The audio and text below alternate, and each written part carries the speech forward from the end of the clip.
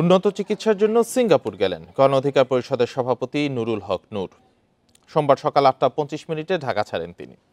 দলীয় ও পারিবারিক সিদ্ধান্তে সিঙ্গাপুরে পাঠানো হয়েছে জানিয়ে দলের নেতাকর্মীরা বলেন, নূরের নাকের হাড় ভেঙে গেছে, সেটার চিকিৎসা বাংলাদেশে সম্ভব নয়। চিকিৎসকদের পরামর্শে তাকে সিঙ্গাপুর পাঠানো হয়েছে বলেও জানানো হয়। মাউন্ট এলিজাবেথ হাসপাতালে চিকিৎসা নেবেন নূর। 4 থেকে 6 সপ্তাহ সময় লাগতে পারে তার চিকিৎসা শেষ হতে। এ সময় নূরের উপর হামলার ঘটনার দায় সরকার এড়াতে পারে না উল্লেখ করে নেতারা বলেন, যদি সুষ্ঠু তদন্ত না হয় তাহলে কঠোর কর্মসূচিতে যাবে গণ অধিকার পরিষদ।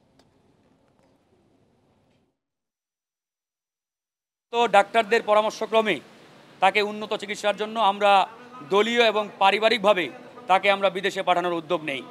তারই ধারাবাহিকতায় আজকে তিনি সিঙ্গাপুরের উদ্দেশ্যে রওনা দিয়েছেন এবং সেখানে মাউন্ট এলিজাবেথ হাসপাতালে তিনি চিকিৎসা নেবেন।